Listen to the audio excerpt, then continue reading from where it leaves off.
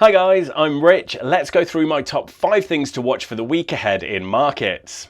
Number 1. The Fed rate decision. Of the 4 major central bank meetings this week, the Federal Reserve policy decision on Wednesday will top the list. The Fed is widely expected to hike rates by another 50 basis points from 0.75-1% to 1.25-1.75% in order to bring down decade-high US inflation. The dollar looks strong heading into the meeting, with dollar-yen at 20-year high and euro-dollar pressing into its 2017 low. If the Fed keeps up its hawkish message, it's hard to see the dollar uptrend reversing. Number 2. Bank of England meeting. The Bank of England has been steadily raising rates, which in of themselves should be bullish for the British pound. However, at the last meeting, the rate hike was accompanied by a gloomy forecast for the UK economy, with BOE Governor Bailey warning the UK could be heading into recession this year. Normally, a central bank won't hike rates when there is a recession, hence an apparent bottom in the euro-pound cross, which is now back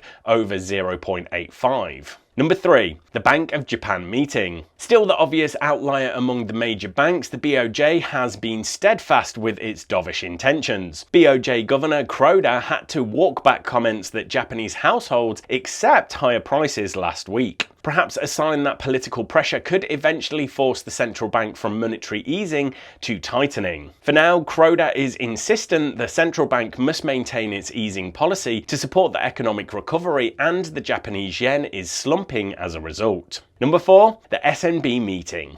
Swiss inflation reached 2.5% in April, its highest level since 2008, and outside the SNB's goal of 0-2%, the Swiss National Bank has in the last fortnight indicated it has no problem fighting inflation when needed. But that's not quite true. The SNB has accumulated $1 trillion worth of government bonds and even US equities to force down the value of the franc. Despite that, the Euro-Swissy pair dropped to parity this year. Abandoning asset purchases could cause even more strength in the Swiss franc, already in demand as a haven after the invasion of Ukraine. Number 5. Economic data. Outside of the big central banks, there is other economic data to contend with this week, though it might take a back seat. There is UK industrial production on Monday, UK unemployment on Tuesday, as well as German ZOO. Wednesday sees China industrial production and retail sales, and US retail sales is always an important one. Thursday sees Australian unemployment, with the economic calendar quiet on Friday. You can of course click the link in the description below to see the full economic calendar